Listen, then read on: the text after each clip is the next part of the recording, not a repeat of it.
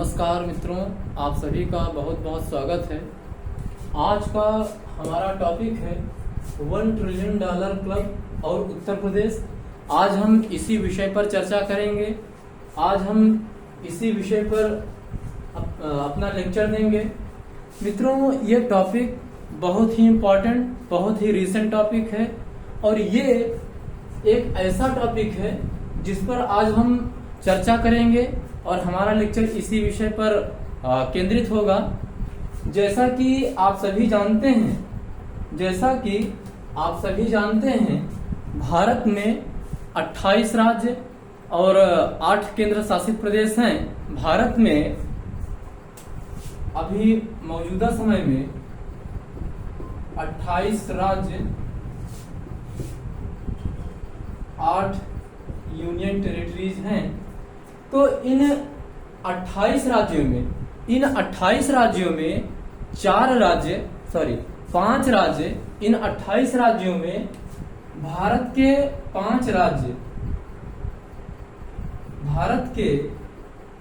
5 राज्य ऐसे हैं जिन्होंने ये तय किया है कि हम 2025 तक अपनी इकोनॉमी को $1 ट्रिलियन का बनाएंगे। अपनी इकोनॉमी का जो विस्तार है, जो उसका क्षेत्र है, उसको हम $1 ट्रिलियन की इकोनॉमी बनाएंगे। और ये जो 5 राज्य हैं उसमें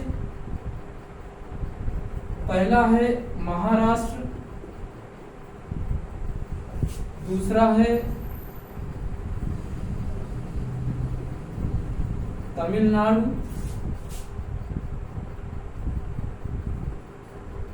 कर्नाटक,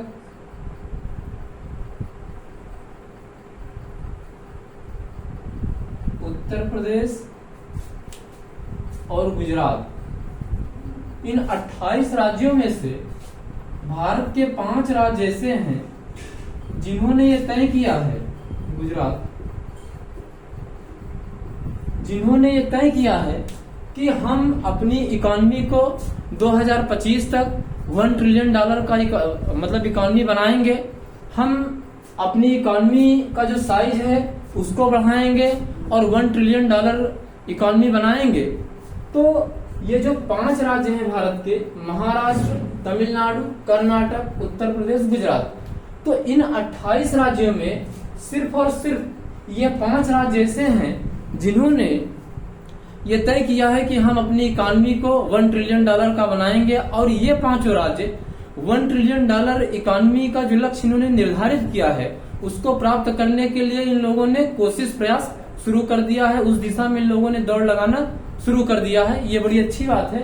कम से कम इन राज्यों में $1 ट्रिलियन इकोनॉमी का जो लक्ष्य निर्धारित किया है उसको प्राप्त करने के लिए इनमें कंपटीशन होगा, प्रतिस्पर्धा होगी और इन्हीं को देख करके जो भारतीय संघ के जो अन्य राज्य हैं वो भी इस दिशा में प्रयास करेंगे और ये कुल मिलाकर के देश के लिए बड़ी ही अच्छी बात होगी। और ये जो 5 राज्य हैं, महाराष्ट्र, तमिलनाडु, कर्नाटक, उत्तर प्रदेश, गुजरात, तो जो ये 5 राज्य हैं, इन 5 राज्यों में 4 राज्य ऐसे हैं जिनमें की काफी समानता है। महाराष्ट्र, तमिलनाडु, कर्नाटक, गुजरात, ये जो 4 राज्य हैं मित्रों, इन चारों राज्यों में काफी कुछ समानता है। समानता क्या है कि ये जो चारों राज्य हैं इनकी जो सीमा है, ये भारत की जो समुद्री सीमा है,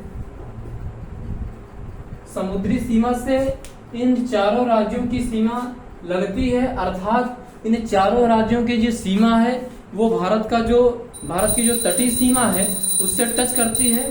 उसी सीमा पर ये स्थित है। जैसा कि आप सभी जानते हैं,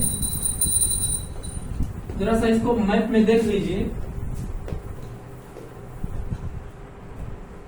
जैसे अब देखिए, ये हमारा हो जाता है पूरा का पूरा, ये गुजरात है और ठीक इसी से लगा हुआ ये महाराष्ट्र है, और फिर यहीं पर गोवा है, और फिर गोवा के नीचे ऐसे पूरा लगा हुआ आपका ये कर्नाटक है, और ये फिर इधर आपका हिंद महासागर आ जाता है, हिंद महासागर, और ये जो है अरब सागर है। ये पूरा का पूरा यहां से लेकर के ये पूरा का पूरा क्षेत्र जो है अरेबियन सी वाला है, यानी अरब सागर है, और इधर पूरा का पूरा ये बंगाल की खाड़ी वाला इलाका है, बंगाल की खाड़ी। और यहीं पर तमिलनाडु स्थित है, तमिलनाडु की लोकेशन यहीं पर है। तो देखिए, गुजरात, महाराष्ट्र, कर्नाटक, तमिलनाडु, ये जो चारों राज्य हैं, ये चारों राज्य भारत की समुद्री सीमा पर स्थित हैं, और ये चारों राज्य समुद्री सीमा के लिहाज से, समुद्री सीमा के पॉइंट ऑफ व्यू से बहुत ही धनी हैं, बहुत ही समृद्ध हैं, और इसी वजह से इन चारों राज्यों की जो कनेक्टिविटी है, इंटरनेशनल ट्रेड के जो सेंटर हैं उनसे मतलब एक प्रकार से जुड़ी हुई है। क्योंकि आप जानते हैं कि पूरे विश्व का मतलब वर्ल्ड लेवल पर जो पूरा का पूरा ट्रेड होता है, उसका लगभग, उस ट्रेड का, वर्ल्ड ट्रेड का लगभग 85%, 85 से हम 90% कह सकते हैं, जो पूरा का पूरा ट्रेड है वो जलीय रास्ते के माध्यम से होता है, जलीय रास्ते के माध्यम से होता है। तो अब आप समझिए कि जो पूरा का पूरा जो इंटरनेशनल ट्रेड है उसका लगभग 85 या 90% हिस्सा वो जलीय रास्ते से होता है, व्यापार जलीय मार्ग से होता है। और इसी लिहाज से अब आप ये समझ सकते हैं कि ये जो चारों राज्य हैं ये इस लिहाज से कितने धनी हैं कि भाई इनकी जो सीमा है वो भारत की समुद्री सीमा से जुड़ी हुई है। लेकिन उत्तर प्रदेश, इन चारों राज्यों, इन 5 राज्यों में से उत्तर प्रदेश एक ऐसा राज्य है जो समुद्री सीमा से नहीं जुड़ा हुआ है, उसकी जो लोकेशन है वो समुद्र तट पर स्थित नहीं है।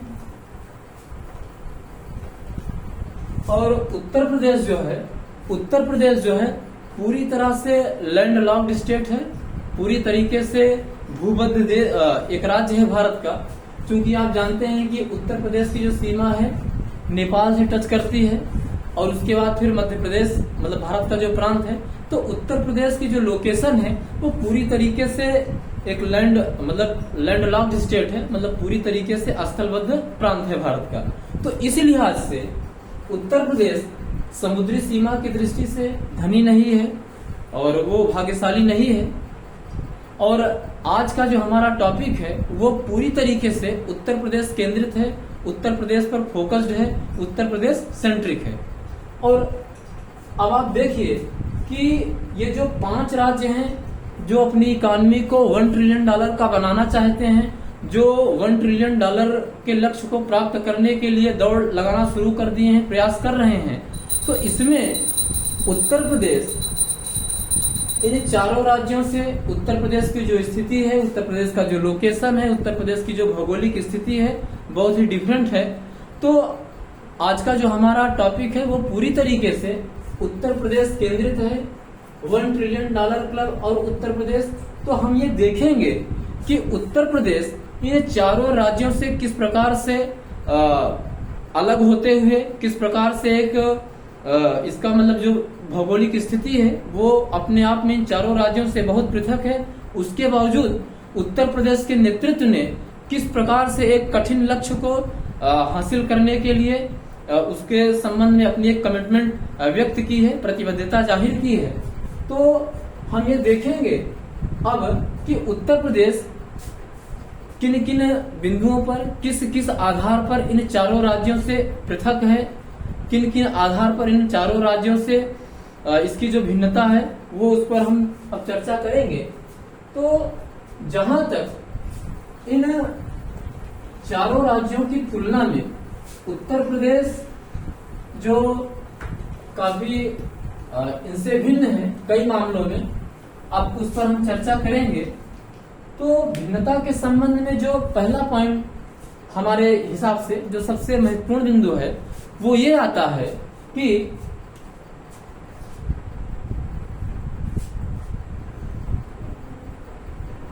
उत्तर प्रदेश एक स्थलबद्ध यानी लैंडलॉक्ड स्टेट है। उत्तर प्रदेश एक लैंडलॉक्ड स्टेट है। बाकी अन्य चारों प्रांत भारत की समुद्री सीमा से लगे हुए हैं, जैसा कि हमने आपको अभी दिखाया चित्र के माध्यम से। तो अब चूंकि उत्तर प्रदेश स्थलबद्ध प्रांत है, समुद्री सीमा से जुड़ा हुआ नहीं है, इसलिए इंटरनेशनल ट्रेड से इसकी जो कनेक्टिविटी है वो नहीं है। उन चारों राज्यों, वो चारों राज्य इस मामले में धनी है, लेकिन उत्तर प्रदेश इस संबंध में धनी नहीं है, दुर्भाग्यशाली है, क्योंकि इसकी जो लोकेशन है वो भारत की समुद्री सीमा पर स्थित नहीं है। तो चूंकि उत्तर प्रदेश एक लैंडलॉक्ड स्टेट है, इसके बावजूद उत्तर प्रदेश के नेतृत्व ने किस प्रकार से एक बहुत ही दूरगामी, बहुत ही एक हार्ड मतलब कि एक कठिन लक्ष्य की घोषणा किया है कि हम उत्तर प्रदेश को एक ऐसा प्रांत बनाएंगे जिसकी इकोनॉमी $1 ट्रिलियन की होगी, जिसका योगदान भारत की अर्थव्यवस्था में 1 ट्रिलियन होगा। तो इस लिहाज से उत्तर प्रदेश उन चारों राज्यों से अलग है। उत्तर प्रदेश की जो स्थिति है उन चारों राज्यों से अलहदा है, उन चारों राज्यों से हट करके है, नंबर 1। और नंबर दूसरा बिंदु जो है विविधता के मामले में वो ये है कि उत्तर प्रदेश में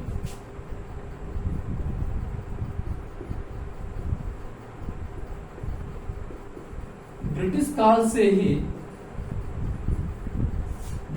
से ही जो औद्योगिकरण है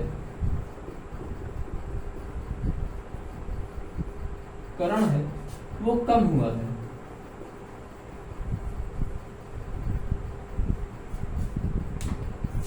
देखिए, हमारे कहने का आशय ये है कि उत्तर प्रदेश में यदि आप इन चारों राज्यों से कंपेयर करेंगे तो उत्तर प्रदेश में ब्रिटिश टाइम से ही मतलब वहां पर जो इंडस्ट्रियलाइजेशन रहा है, जो औद्योगिकरण की रफ्तार रही, जो औद्योगिकरण होना चाहिए था, उस प्रकार से उत्तर प्रदेश में औद्योगिकरण नहीं हुआ इन चारों राज्यों के बनिस्पत।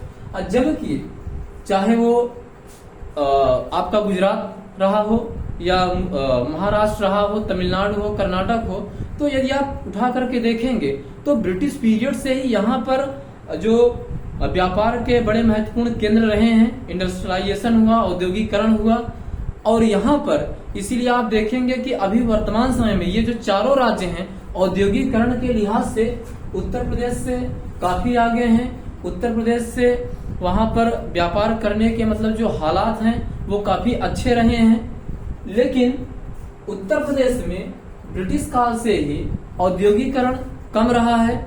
उसके बहुत सारे कारण हो सकते हैं। हमारी समझ से उसके जो 2 महत्वपूर्ण कारण रहे हैं, नंबर 1 ये है कि जो 1857 की जो क्रांति रही है, 1857 की जो क्रांति रही है, वो पूरी तरीके से उत्तर प्रदेश और बिहार केंद्रित रही है। या थोड़ा सा इलाका आप हरियाणा वाला ले लीजिए, तो इसी क्षेत्र में 1857 की क्रांति केंद्रित थी। और 1857 की क्रांति में जब अंग्रेजों की सत्ता को यहाँ पर चुनौती दी गई, तो अंग्रेजों ने यहाँ पर मतलब उन लोगों ने ये सोचा कि लाइन ऑर्डर को मेंटेन किया जाए और यहाँ पर बहुत ज्यादा बिजनेस व्यापार करने के संबंध में जो कुचित माहौल है अंग्रेजों को नहीं लगा। तो इसी वजह से, और एक चीज दूसरा, नेचुरल रिसोर्सेज के लिहाज से यूपी इन चारों राज्यों की तुलना में काफी कम भाग्यशाली है। तो इन तमाम सारी चीजों को देखते हुए अंग्रेजों ने क्या किया कि उत्तर प्रदेश और बिहार में आप देखेंगे तो जो औद्योगिकरण है, औद्योगिकरण ब्रिटिश काल से ही काफी कम रहा है। और चूंकि उन लोगों ने स्वतंत्रता आंदोलन मतलब वो जो 1857 की क्रांति है वहीं से अंग्रेजों के लिए चैलेंज पैदा किया। इसीलिए अंग्रेजों ने वहां पर विकास की तरफ बहुत ज्यादा ध्यान नहीं दिया। पूरा का पूरा उनका फोकस था कि किसी प्रकार से लॉ एंड ऑर्डर को यहाँ पर मेंटेन किया जाए और अपनी सत्ता के सामने जो चुनौती है उसको ना पैदा होने दिया जाए। तो इन स्थितियों में उत्तर प्रदेश में वहीं से औद्योगिकरण की रफ्तार बहुत धीमी रही है या न के बराबर रही है। और उत्तर प्रदेश में आप सिर्फ और सिर्फ कानपुर को आप छोड़ दीजिए तो हमारे ख्याल से उत्तर प्रदेश का जो सबसे बड़ा औद्योगिक केंद्र है वो कानपुर ही है। हालांकि अब गाजियाबाद या नोएडा वगैरह थोड़ा से आ रहे हैं, लेकिन उस समय आप देखेंगे तो कानपुर ही एक अच्छा सेंटर था उद्योग के मामले में। तो इन वजहों से औद्योगिकरण के लिहाज से भी यूपी इन चारों राज्यों से काफी पीछे है। और जो तीसरा बिंदु है इस संबंध में जो तीसरा बिंदु है कि किस प्रकार से उत्तर प्रदेश की जो स्थिति है इन चारों राज्यों की तुलना में अंतर है, मतलब हट करके है। उसमें तीसरा मुद्दा ये है कि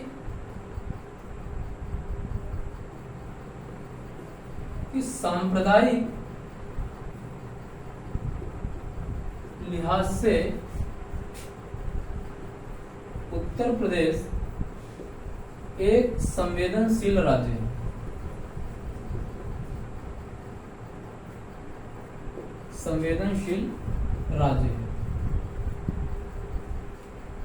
देखिए उन चारों राज्यों की तुलना में उत्तर प्रदेश सांप्रदायिक पॉइंट ऑफ व्यू से, रिलीजियस पॉइंट ऑफ व्यू से बहुत ही संवेदनशील राज्य रहा है। अब आप देखेंगे कि उत्तर प्रदेश में आजादी के बाद से जितने ज्यादा सांप्रदायिक दंगे यूपी में हुए हैं उतने सांप्रदायिक दंगे जो अन्य चार राज्य हैं, आपका महाराष्ट्र है, तमिलनाडु है, कर्नाटक है और गुजरात है। तो इन चारों राज्यों की तुलना में उत्तर प्रदेश में सांप्रदायिक दंगे काफी हुए हैं। इसलिए उत्तर प्रदेश सांप्रदायिक पॉइंट ऑफ व्यू से बहुत ही सेंसिटिव स्टेट रहा है और बहुत ही, या हम कहते हैं, अति संवेदनशील राज्य रहा है। तो चूंकि उत्तर प्रदेश बहुत ज्यादा सेंसिटिव स्टेट रहा है रिलीजियस पॉइंट ऑफ व्यू से, और ऐसी स्थिति में होता क्या है कि सरकारों का पूरा फोकस लॉ एंड ऑर्डर को मेंटेन करने पर रहता है। और चूंकि जब प्रदेश शांत नहीं रहेगा तो कोई भी जो कैपिटलिस्ट है, पूंजीपति है, वो अपना पैसा वहां पे नहीं लगाएगा भाई, क्योंकि कोई भी पूंजीपति पैसा वहां पर लगाएगा जहां पर उसको एक पीसफुल माहौल मिले, जहां पर बिजनेस व्यापार करने लायक एक माहौल हो, एटमॉस्फेयर हो, वहां पे वो पैसा लगाएगा। क्योंकि पूंजीपति अपना पैसा फंसाएगा नहीं भाई, वो पैसा लगाएगा तो उसको अच्छा रिटर्न चाहिए। तो जहां अच्छे रिटर्न की उसको पॉसिबिलिटी दिखेगी, संभावना दिखेगी, वो वहां पर पैसा लगाएगा। तो चूंकि Uttar Pradesh religious point of view से बहुत ही सेंसिटिव स्टेट है इंडिया का, और इसीलिए यहाँ पर इंडस्ट्रियलाइजेशन की जो रफ्तार है, जो गति है, वो बहुत धीमी रही है। और इसीलिए यहाँ पर पूंजीपति पैसा लगाने से बचते हैं, और इसीलिए उत्तर प्रदेश और पीछे हो गया। और जो अगला पॉइंट है उत्तर प्रदेश जो इन चारों राज्यों से अलग है, जो हट करके है, वो अगला बिंदु है राजनीतिक अस्थिरता। राजनीतिक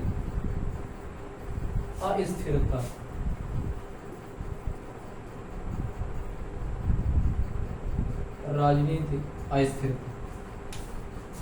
मित्रों, ये जान लीजिए कि उत्तर प्रदेश पॉलिटिकल मतलब राजनीतिक दृष्टि से बहुत ही अस्थिर राज्य रहा है इन चारों राज्यों की तुलना में। हालांकि डेमोक्रेसी है, सरकारें बनती हैं, बिगड़ती हैं, वो एक अलग मुद्दा है भाई। सरकारें बनती हैं, बिगड़ती हैं, लेकिन हर 5 साल पे चुनाव होता है भाई। कभी सरकारें जल्दी गिर जाती हैं, लेकिन इस लिहाज से उत्तर प्रदेश इन चारों राज्यों की तुलना में बहुत ही सेंसिटिव स्टेट है। यहाँ पर बहुत ज्यादा राजनीतिक अस्थिरता रही है। और आप समझिए कि आजादी के बाद से आप समझिए कि 1960 तक 1960 तक तो मतलब मुख्यमंत्री आए, अपना कार्यकाल पूरा किए, मतलब वो सरकारें ठीक ठाक चली। लेकिन 1960 से 2006 तक आप समझिए कि आप उठा करके डाटा देखेंगे, उत्तर प्रदेश के जो मुख्यमंत्रियों की जो सूची रही है, आप 1960 से मार्च 2007 तक, मार्च 2007 तक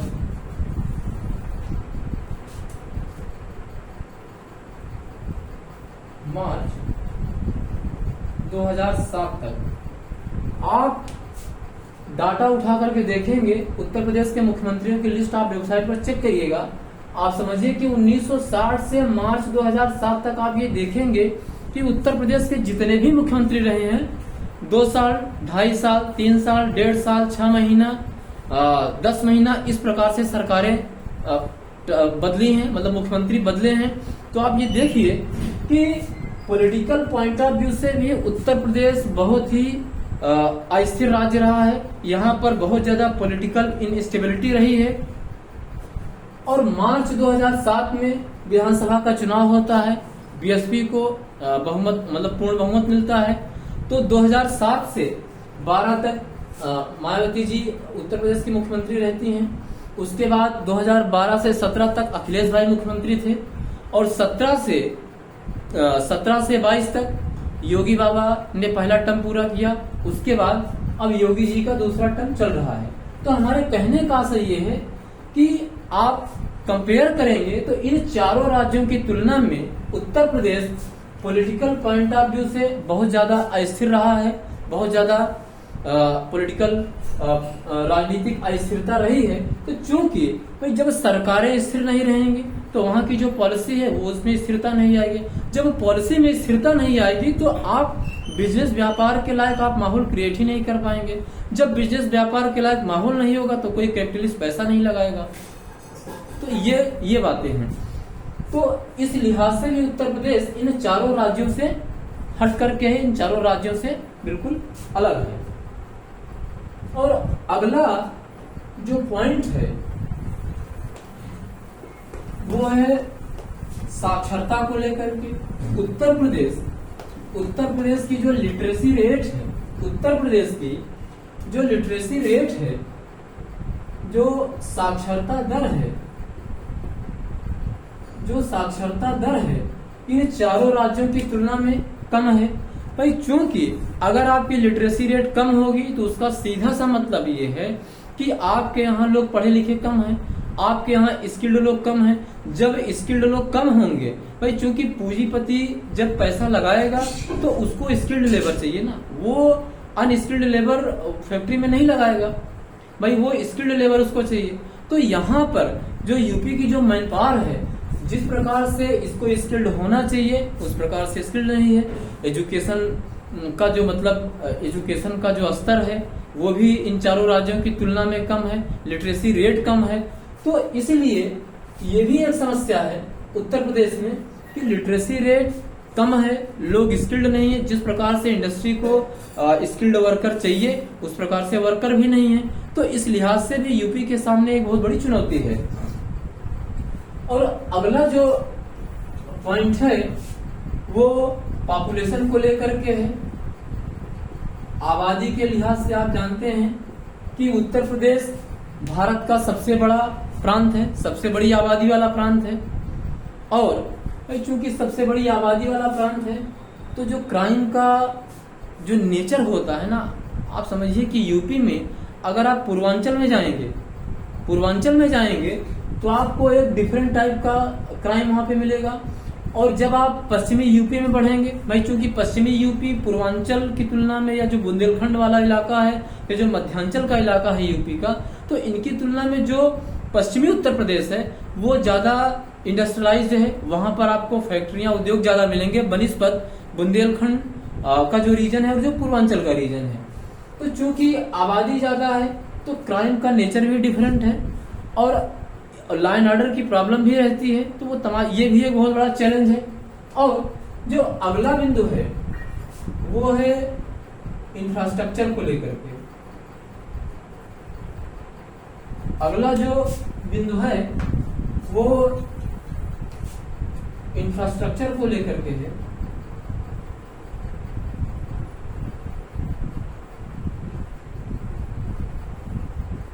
इंफ्रास्ट्रक्चर को लेकर के है, यानी आधारभूत संरचना। आधारभूत संरचना। अब देखिए कि आधारभूत संरचना के लिहाज से भी उत्तर प्रदेश इन चारों राज्यों की तुलना में काफी पीछे है। अब चूंकि बिजनेस व्यापार जो आदमी यहाँ पे करेगा तो भाई उसको जो आवागमन के साधन है उसको बेहतर चाहिए, ताकि उसका जो माल है सही टाइम पर सही टाइम पर मार्केट में पहुंच जाए। तो इंफ्रास्ट्रक्चर के पॉइंट ऑफ व्यू से भी उत्तर प्रदेश इन चारों राज्यों की तुलना में पीछे है। तो इस प्रकार से आपने देखा कि इन तमाम सारे बाधाओं, व्यवधानों, चैलेंजेस, हिंड्रेंसेस के होने के बावजूद उत्तर प्रदेश के नेतृत्व ने कितना एक दूरगामी, कितना स्ट्रांग, कितना एक मतलब कि बहुत ही अपने आप में एक कठिन निर्णय उन्होंने लिया है कि जो ये कठिन लक्ष्य है उसको हम प्राप्त करेंगे।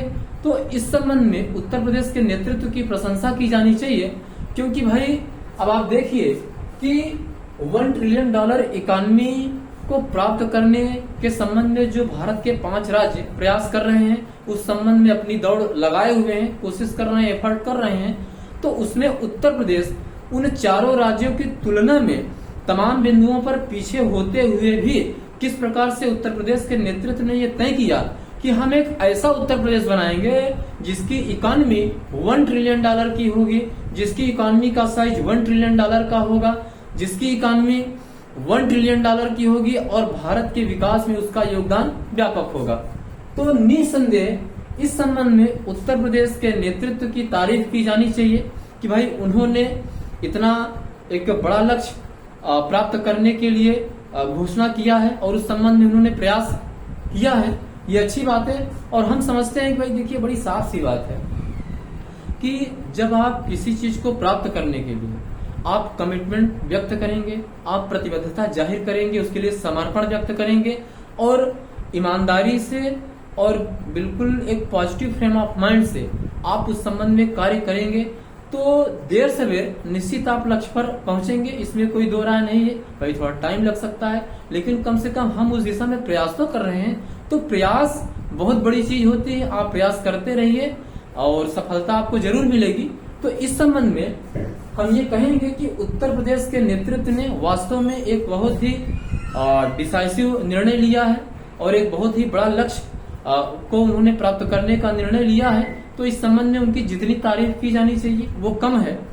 तो अब आप देखिए कि अगर आपके पास एक सक्षम नेतृत्व हो, स्ट्रांग नेतृत्व हो, दूरदर्शी नेतृत्व हो, कुछ कर गुजरने की तमन्ना रखने वाला नेतृत्व हो, तो आप एक कठिन लक्ष्य को भी आसानी से प्राप्त कर सकते हैं। और अब हम ये देखेंगे कि किस प्रकार से एक सक्षम नेतृत्व के होने की वजह से कठिन लक्ष्य को किस प्रकार से आसानी से प्राप्त किया जा सकता है। क्योंकि भाई देखिए मानव जीवन में चैलेंजेस बहुत हैं। जब तक आप अपने भीतर की जो आंतरिक शक्ति है आप उसको जगाएंगे नहीं, आप लक्ष्य के प्रति प्रतिबद्धता नहीं व्यक्त करेंगे, उसके प्रति अपनी पूरी ताकत नहीं लगाएंगे, तब तक लक्ष्य आपको मिलने वाला नहीं है। तो अब हम ये देखेंगे कि मानव जीवन में किसी संगठन के लिए, देश के लिए, प्रदेश के लिए, परिवार के लिए नेतृत्व कितना इंपॉर्टेंस होता है, इसका रोल क्या होता है, किस प्रकार से एक नेतृत्व, एक अच्छा नेतृत्व, सक्षम नेतृत्व, स्ट्रांग नेतृत्व किस प्रकार से कठिन लक्ष्य को आसानी से प्राप्त कर सकता है। तो अब इस संबंध में हम ये देखेंगे कि मानव जीवन में या कोई संगठन हो, देश हो, प्रदेश हो, उसमें एक लीडरशिप का रोल क्या होता है, लीडरशिप का रोल क्या होता है, उसका इंपॉर्टेंस क्या होता है, हम उस पर गौर करेंगे।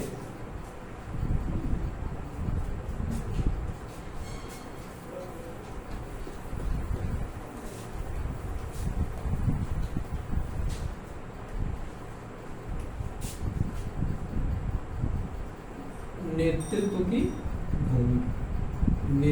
की भूमिका।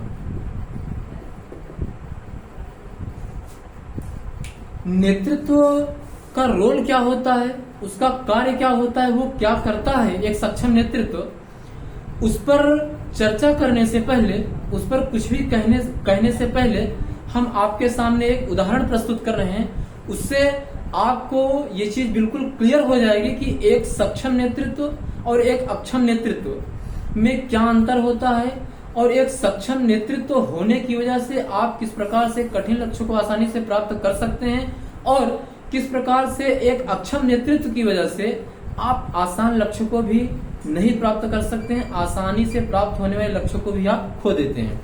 देखिए एक उदाहरण हम आपके सामने प्रस्तुत कर रहे हैं। जैसे दो ग्रुप है,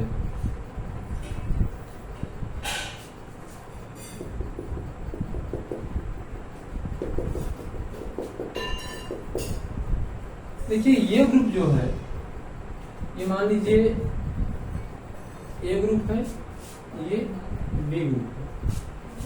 ये जो है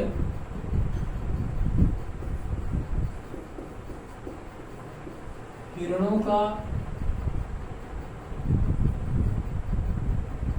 का ग्रुप है, हिरणों का समूह है, और इसका जो नेता है, और ये जो है शेरों का, ये शेरों का समूह है, और इसका जो नेता है, इसका जो नेता है वो शेर है, और इसका जो नेता है बी ग्रुप का, इसका नेता जो है हिरण। अब आप ये बताइए कि ये हिरणों का ग्रुप है, ए ग्रुप जो है हिरणों का समूह है, हिरणों का ग्रुप है, और ए ग्रुप का नेता कौन है, शेर है। बी ग्रुप जो है वो शेरों का समूह है, लेकिन इसका नेता हिरण है। अब आप समझिए, अब आप ये बताइए कि इसमें कौन सा ग्रुप जीतेगा, या कौन सा ग्रुप आसानी से अपने किसी भी टारगेट को हिट करेगा, या किसी भी टारगेट को आसानी से प्राप्त करेगा। ये जो ए ग्रुप है, ये जो है ये अपने किसी भी टारगेट को बहुत ही इफेक्टिवली हिट करेगा, बहुत ही आसानी से प्राप्त कर लेगा कठिन लक्ष्य को। लेकिन जो बी ग्रुप है ये आसान लक्ष्य को भी नहीं प्राप्त कर पाएगा, आसान लक्ष्यों को भी आसानी से नहीं प्राप्त कर पाएगा। ये हम कहें कि आसान लक्ष्य को भी ये खो देगा। क्यों खो देगा? भाई देखिए यहाँ पूरा का पूरा जो रोल है ना, जो पूरा का पूरा रोल है वो सिर्फ लीडर का है, लीडरशिप का है, स्टाइल ऑफ लीडरशिप का है। भाई लीडर जो है, आप ये बात अच्छे से समझ लीजिए कि जो नेता होता है ना, जो सही नेता होता है वो अपने ग्रुप के जो सदस्य होते हैं ना उनको बहुत ज्यादा एनर्जाइज रखता है, उनके मोराल को बहुत हाई रखता है, उनको इस प्रकार से उनकी जो आंतरिक शक्ति है ना उसको जगाता है ना कि आप इतने सक्षम हैं, आप बहुत ही काबिल हैं, आपके अंदर अपार क्षमता है, आप किसी भी लक्ष्य को आसानी से प्राप्त कर सकते हैं। तो भाई लीडर, एक नेता, एक लीडर जब अपने सदस्यों के अंदर इस प्रकार के भाव को भरेगा, इस प्रकार की उत्तेजना को पैदा करेगा कि आप महान हैं, आप बहुत शक्तिशाली हैं, आपकी क्षमता अपार है, आप किसी भी लक्ष्य को आसानी से प्राप्त कर सकते हैं, तो आप समझिए कि ये जो मनोबल होता है, जो आंतरिक शक्ति होती है, जो लोगों के अंदर एक प्रकार से एक भीतर का भाव जगाया जाता है ना, वो बहुत ही मित्रों बहुत ही ताकतवर चीज होती है। अब चूंकि ए ग्रुप का नेता जो है शेर है, शेर ताकतवर होता है, अपने लक्ष्य के लिए वो बहुत ही प्रतिबद्ध होता है, लेकिन हिरण जो होता है वो बड़ा डरपोक किस्म का होता है। आप देखे होंगे कि जैसे मान लीजिए हिरण यहाँ खड़ा है, अगर झाड़ी में जरा सा किसी प्रकार की आवाज आती है, खर्र खुर होता है, किसी प्रकार की आवाज आती है, तुरंत चौंक करके बड़ी तेजी से भाग जाता है वहां से। वो इतनी स्पीड से भागेगा कि जान लीजिए कि जैसे उसके जान की आफत आ गई है।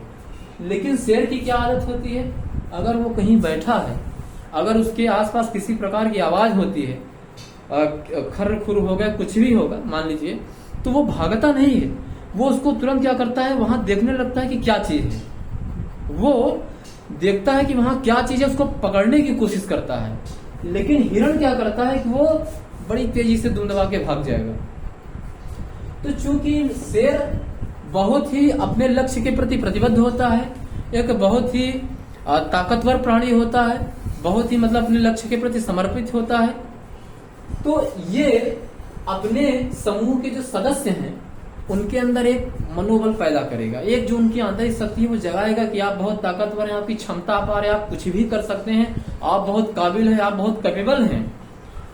तो जब नेता अपने सदस्यों के अंदर इस प्रकार का भाव भरेगा, इस प्रकार की उत्तेजना पैदा करेगा, इस प्रकार की उनकी जो आंतरिक शक्ति है उसको जगाएगा, मोराल को बहुत हाई कर देगा, तो वो जो कमजोर मेंबर होगा ना, वो भी आप समझिए कि बिल्कुल अपने को बहुत ताकतवर महसूस करेगा, अपने को बहुत ज्यादा एनर्जाइज, बहुत ज्यादा उसका मनोबल हाई हो जाएगा। तो उस मनोबल के सहारे वो कठिन से कठिन लक्ष्यों को आसानी से प्राप्त कर लेगा। लेकिन चूंकि बी का नेता हिरण है, लेकिन ग्रुप शेरों का है, तो जब ये नेता जरा सी आवाज सुनकर के भाग जाएगा, तो इसके जो अन्य सदस्य हैं ना, वो भी या तो भाग जाएंगे या तो दर पर ही दुम दबा के बैठ जाएंगे। तो इसीलिए मित्रों, लीडरशिप का रोल बहुत ही इंपॉर्टेंट होता है, बहुत ही निर्णायक होता है, बहुत ही केंद्रीय भूमिका होती है।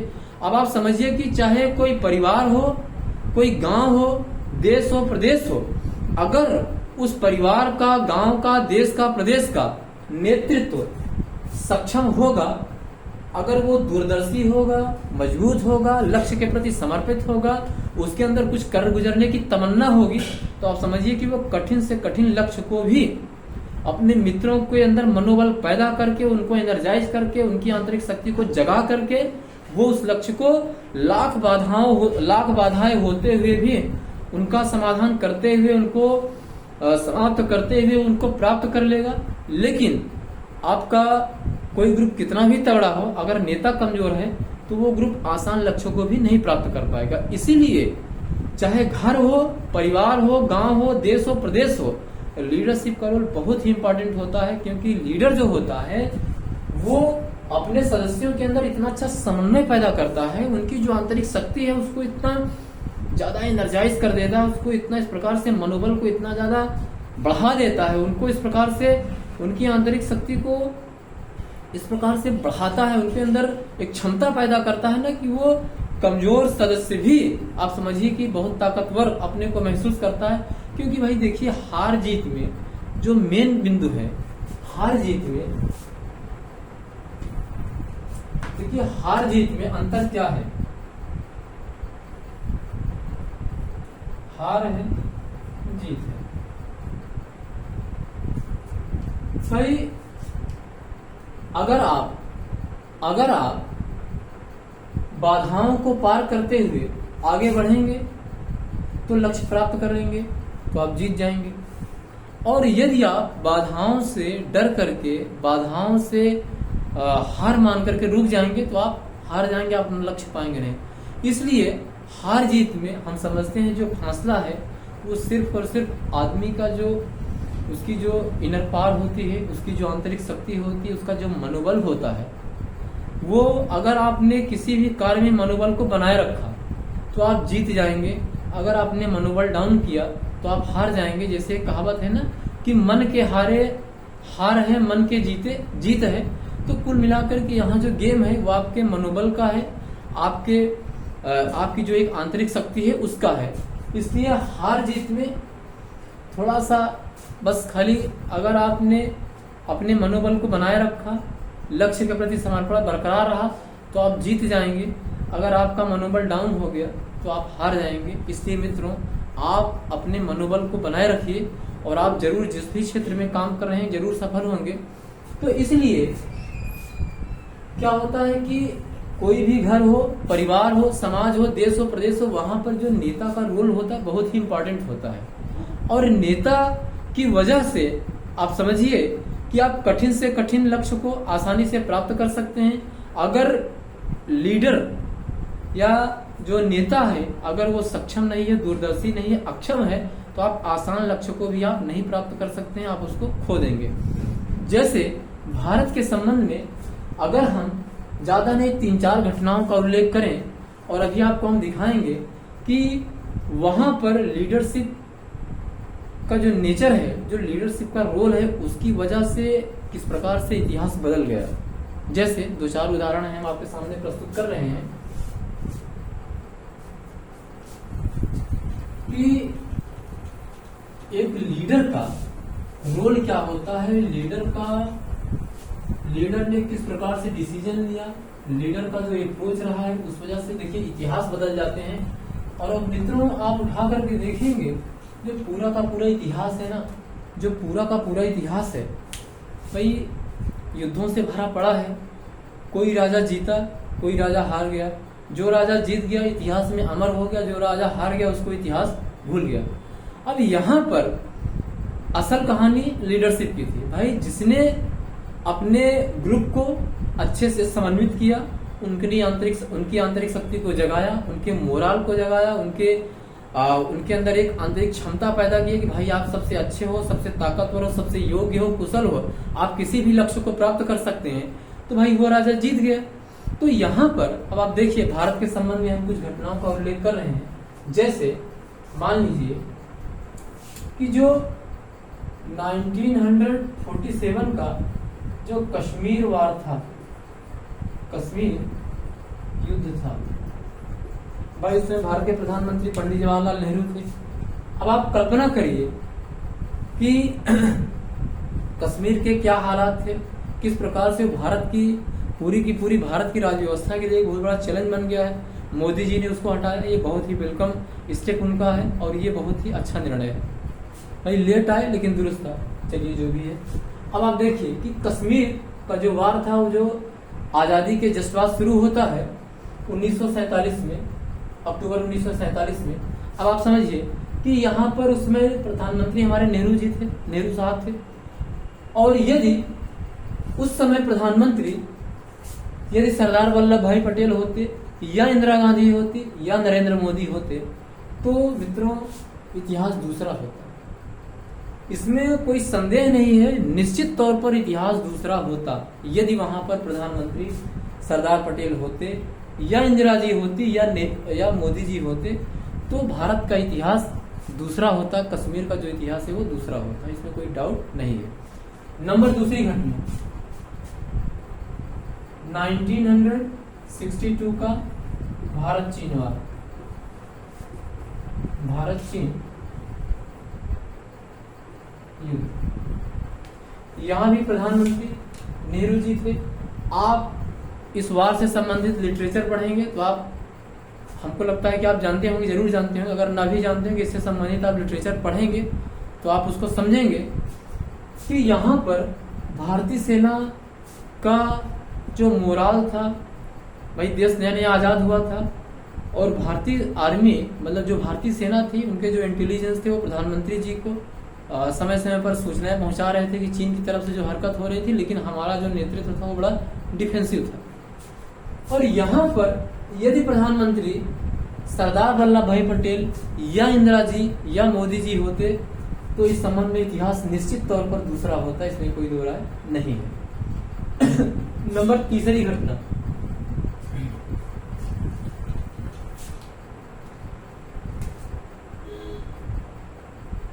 1971 का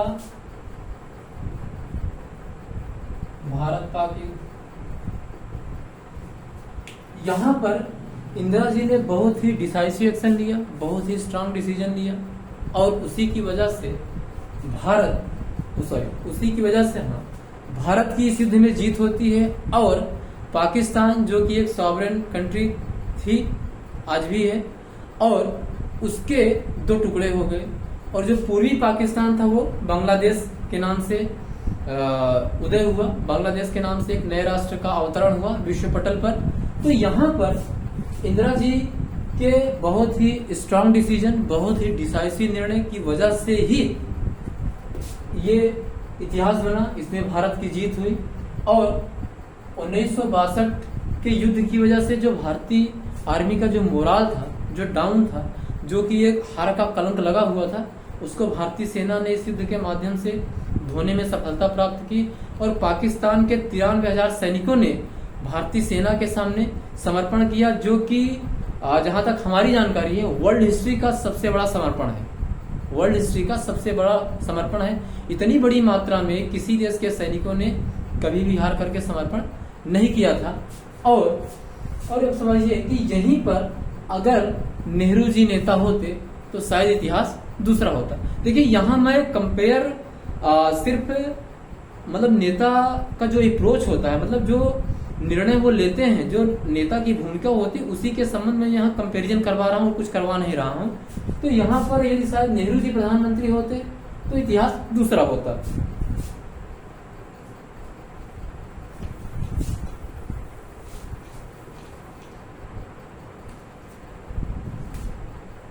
और जो अगली घटना है इस संबंध में,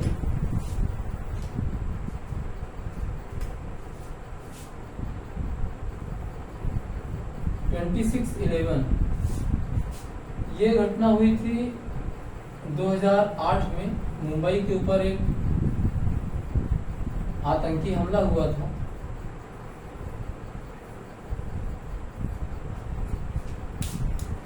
(26/11) 2008 में हुआ था। मुंबई पर पाकिस्तान के इशारे पर आतंकवादी हमला किया गया था और पूरा का पूरा मुंबई आप समझिए कि 2-3 दिन तक सहमी रही।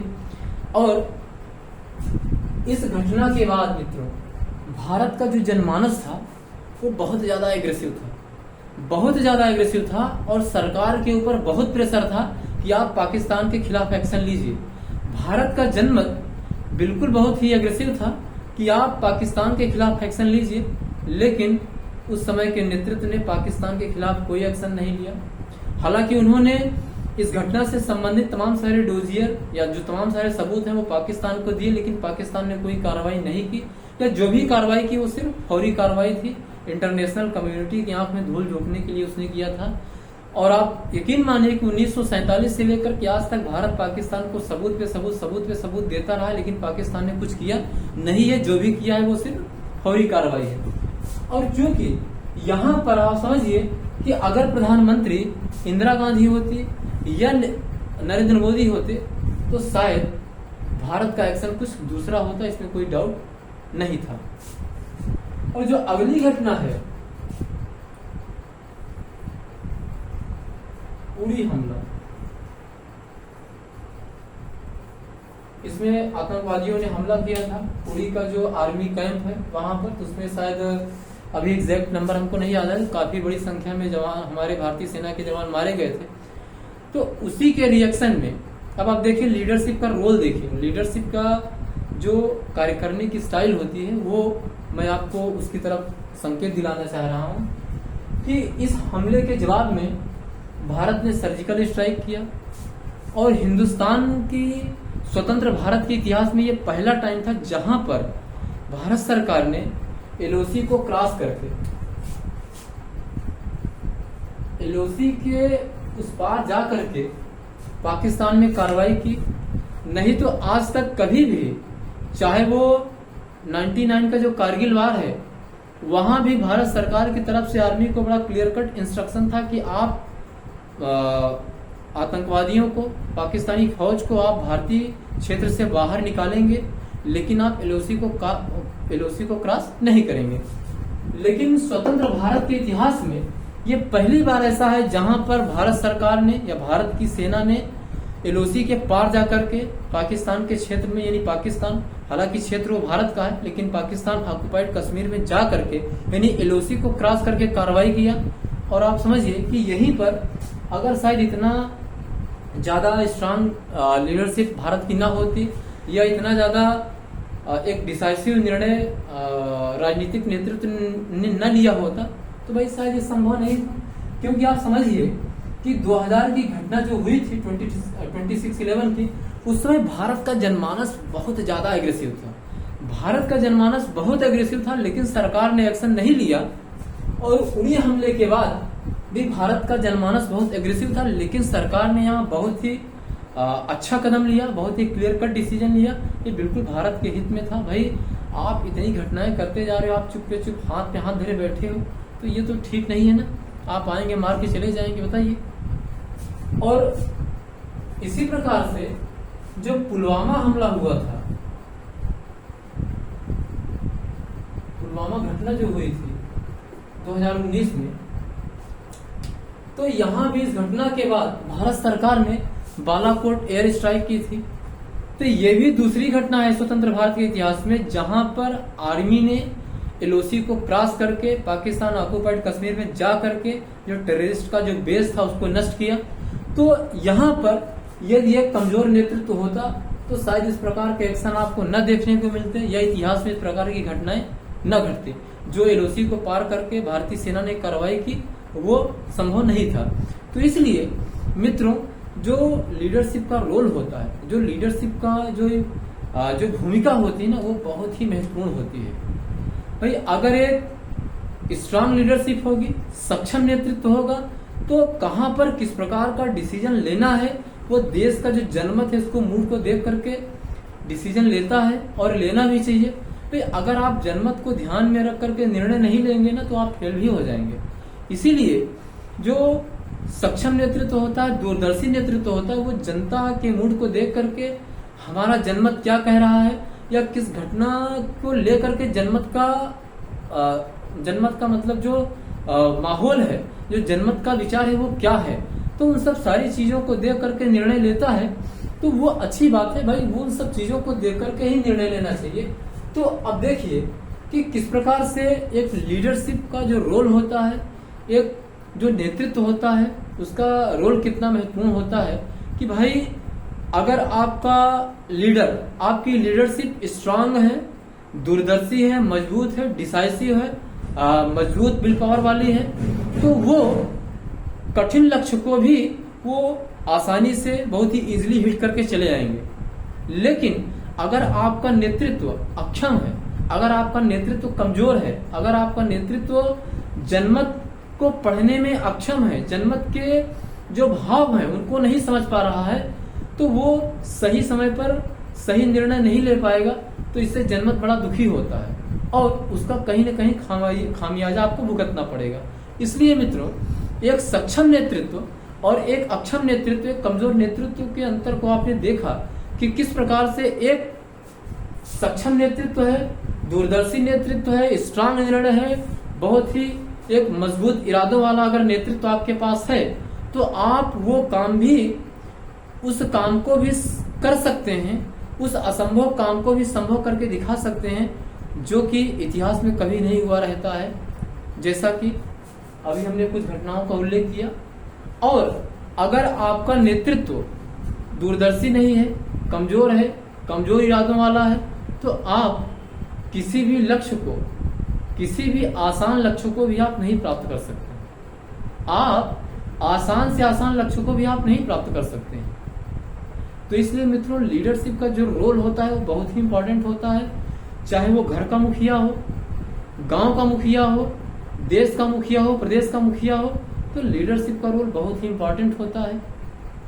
और वो जो सक्षम नेतृत्व होता है ना, वो अपने सदस्यों के अंदर जो एक समन्वय होता है, उनको किस प्रकार से इस्तेमाल करना है, उनकी शक्ति को किस प्रकार से, उनकी शक्ति को एनर्जाइज करना है, उनकी जो विल पावर है, उनका जो मनोबल है, उनका जो मोराल है, किस प्रकार से उनको बढ़ाना है और कठिन से कठिन लक्ष्य को हम उनकी सहायता से आसानी से प्राप्त कर लेंगे। तो इस प्रकार से आपने देखा कि सक्षम नेतृत्व, अक्षम नेतृत्व में क्या अंतर होता है। अगर आपका नेतृत्व सक्षम है तो किस प्रकार से आप कठिन से कठिन लक्ष्य को भी आसानी से प्राप्त कर लेंगे, इसमें कोई दो राय नहीं है। लेकिन वहीं पर आप दूसरी तरफ ये देखते हैं कि अगर आपका नेतृत्व सक्षम नहीं है, मजबूत इरादों वाला नहीं है और वो कमजोर इरादों वाला है, तो आप आसान लक्ष्य को भी आप नहीं प्राप्त कर सकते हैं। तो मित्रों, आपने देखा कि आज का जो हमारा टॉपिक है $1 ट्रिलियन क्लब और उत्तर प्रदेश। तो $1 ट्रिलियन क्लब में शामिल जो भारत के 5 राज्य हैं, उसमें से महाराष्ट्र, तमिलनाडु, कर्नाटक और गुजरात के पास बहुत सारी चीजें, $1 ट्रिलियन का जो लोगों ने लक्ष्य घोषित किया है, उस संबंध में, उस लक्ष्य को प्राप्त करने के लिए बहुत सारी चीजें उनके फेवर में हैं। लेकिन उत्तर प्रदेश एक ऐसा राज्य है जिसके सामने उस लक्ष्य को प्राप्त करने के संबंध में बाधाएं बहुत हैं, लेकिन उसके बावजूद उत्तर प्रदेश का नेतृत्व जो है वो बहुत ही सक्षम है, बहुत ही दूरदर्शी है, मजबूत इरादों वाला है। इसलिए हम समझते हैं कि इन तमाम सारी बाधाओं को पार करते हुए, इन तमाम सारी बाधाओं के रहते हुए भी उत्तर प्रदेश अपने लक्ष्य को जरूर प्राप्त करेगा। और हम इसी उम्मीद और आशा के साथ आज अपने लेक्चर को यहीं पे समाप्त करते हैं। धन्यवाद, नमस्कार, गुड नाइट।